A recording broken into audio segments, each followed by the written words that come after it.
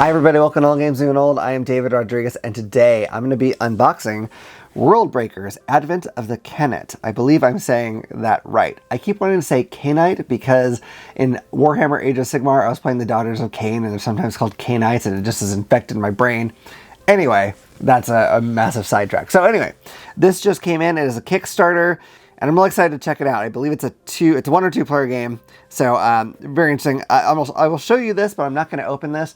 It is the card doubler pack. So as you might guess, it doubles some cards. Because if I remember, I believe you draft your deck at the beginning. And so using these cards allows it so that there's not like a card that's going to run out between 2 players. And, I don't know if that's the ideal way to play or not, but I wanted to have that option. So there it is, card doubler pack. But I'm not going to open it because it's going to be the same cards as what's in here. So it doesn't make sense.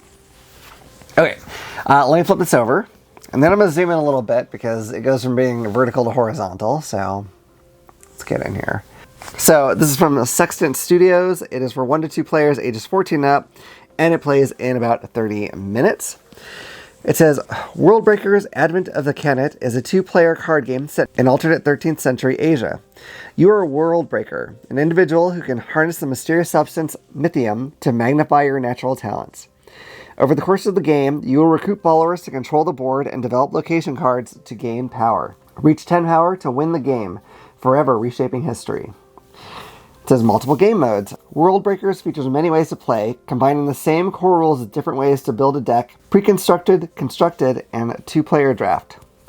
Beat the solo campaign. Explore the story of Advent of the Khanate through a 10-chapter solo campaign. Play against an automaton and level up your deck as the campaign progresses. All right, so sounds interesting. I like that there is a solo campaign in here. That's kind of cool. Hold on. Let's do this. Okay. All right, here we go. This has been sitting on my table for a couple days, and I've really wanted to open it, but I haven't really been able to get here to do an unboxing. I'm going to just turn this sideways because hopefully you'll be able to see stuff a little better. All right, I'm going to pull the lid off here. The art's very cool, as you can see on the cover. I really like that. I remember kind of early on, I believe it was when the campaign was going on, I watched a video of someone who had gotten a preview copy, and they compared it to Android Netrunner and how it plays. I'm sure it's not exactly the same. And that intrigues me because I have not played Android Netrunner because for one, I think it didn't really catch my eye until it was already kind of gone.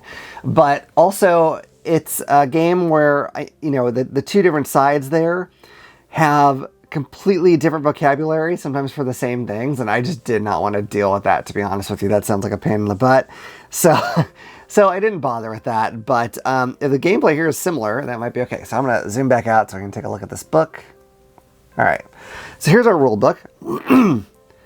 It feels pretty thick, but it's also kind of narrow, so that may not be a big deal. So, 37 pages, although this is kind of some information about extras, and over here talks about pre-constructed decks, it looks like, maybe. So, that's not all rules.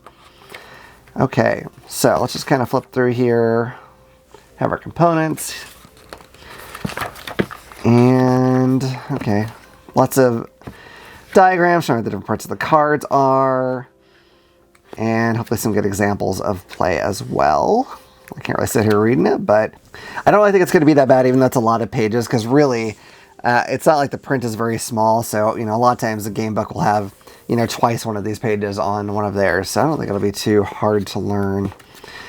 Has example of play in the back, which is great, different game modes, so, yeah, that's not too bad, I think. All right, let's take a look.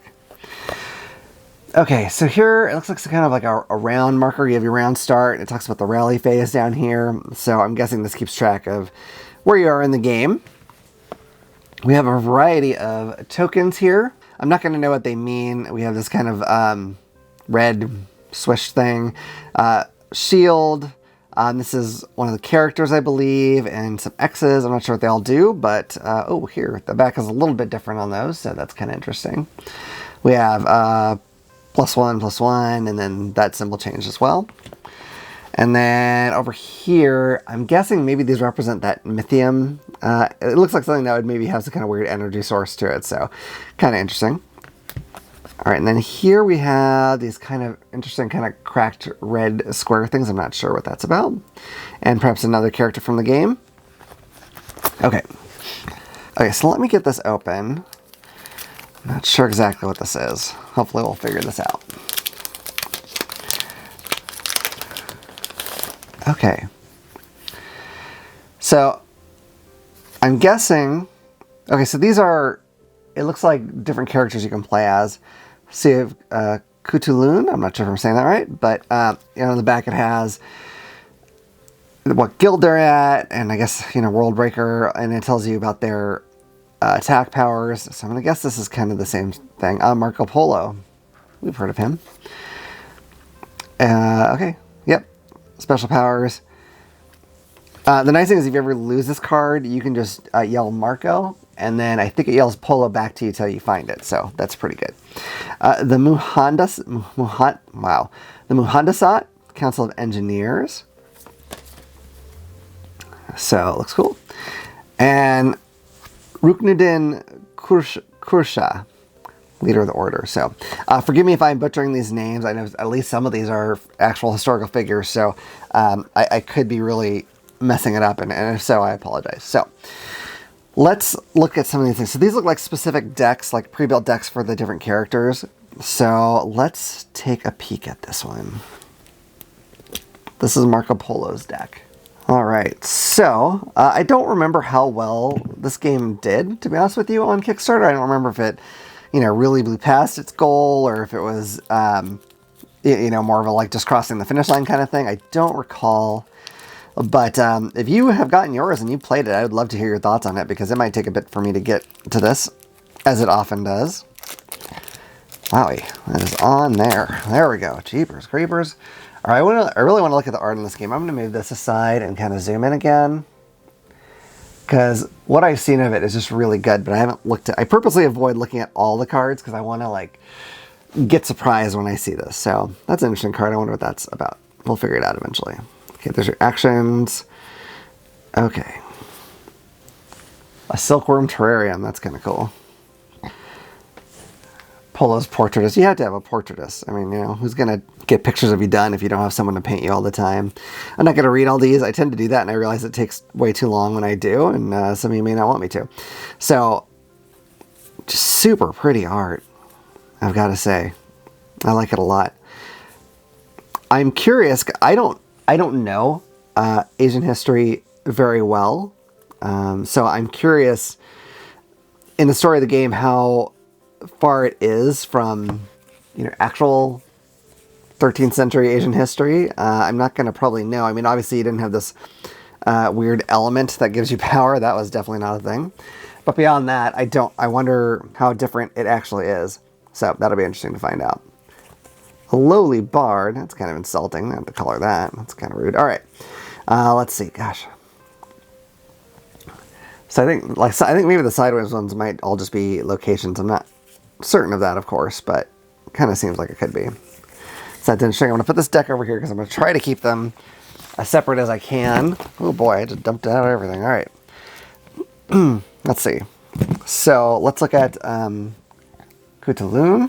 Now I mentioned that I'd heard this compared to Android Netrunner, and I know a lot of people have really a lot of love for that game. And, you know, if you played that, I'm curious if something like this would interest you. The theme is clearly very different, but, you know, I wonder if a game that has, I guess, similarities in gameplay might be something that might attract you to this.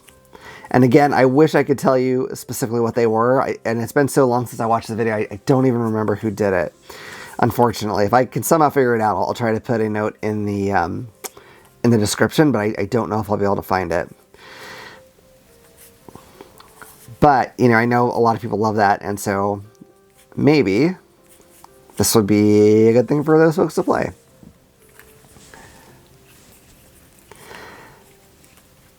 Now, I believe, and you can tell me if I'm wrong if you know better, I think Android Netrunner had a lot of expansions and whatnot. Some of these cards repeat here. But I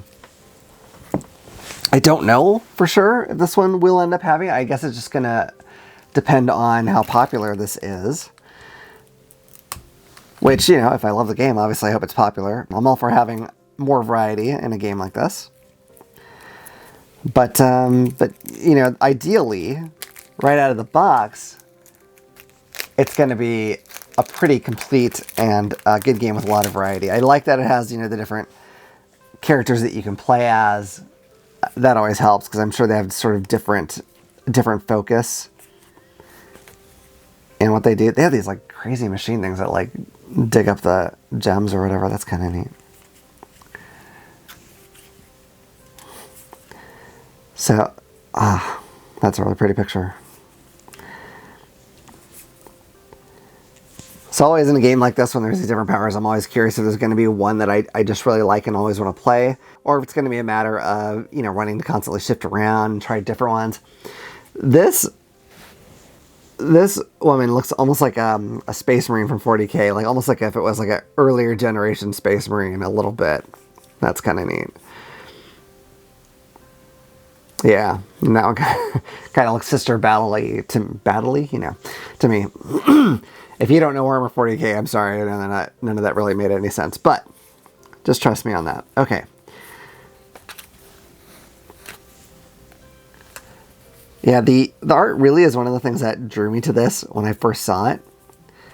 But, you know, obviously the gameplay has to match up in quality, and I really, really, really hope it does. As much as, you know, I don't want to buy a game with bad art, it can't get by on just the art, obviously. Like, you need to have the good gameplay to back it up. But I've got pretty high hopes for this one. All right, let's see. Let's look in here. Okay. This is Ruknuddin Kershaw.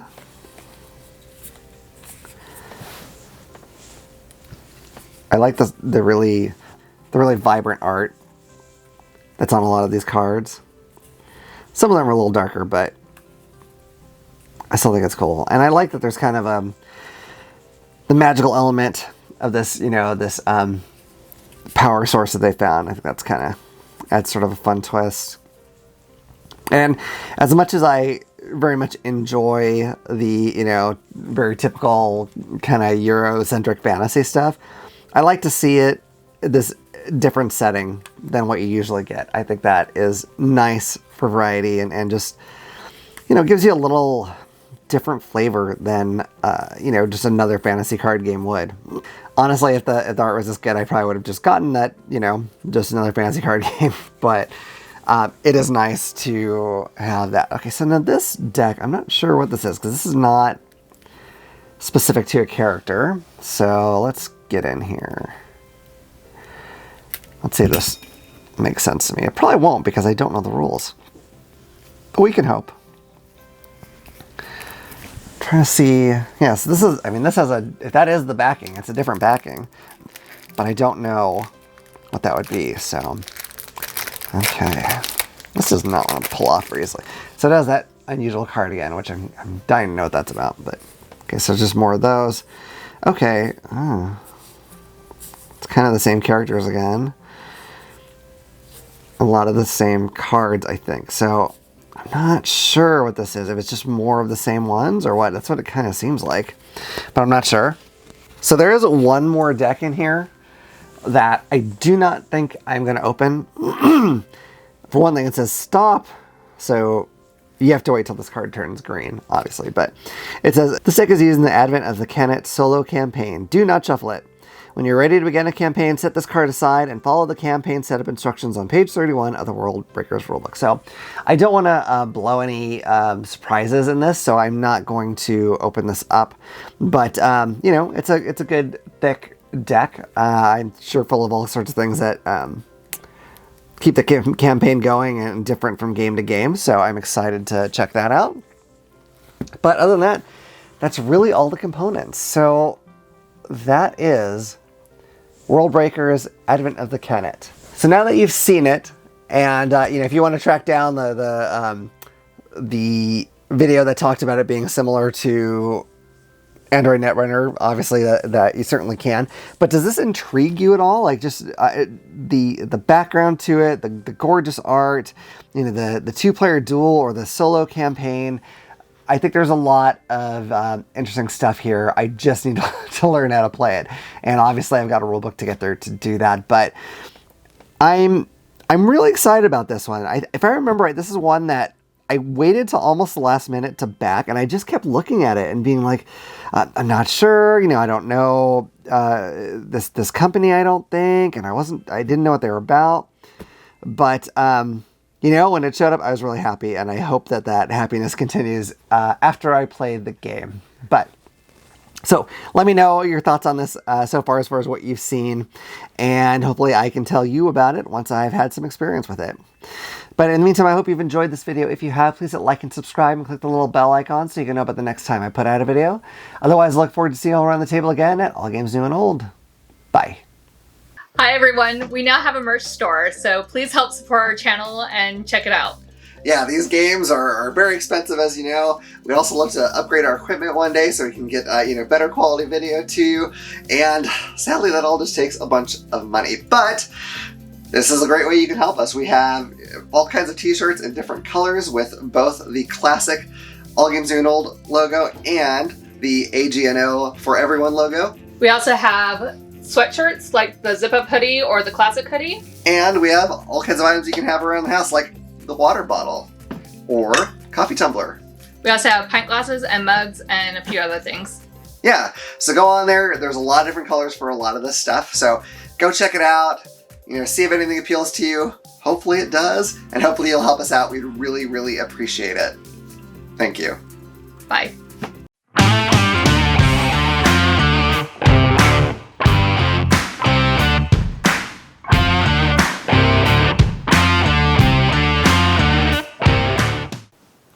If you enjoyed that video, you might also like this one. Or this one. If you like any of our videos, what you should do is click this little button to subscribe so you'll know about the next time we put out a video. We'll see you around the table. Bye. Bye.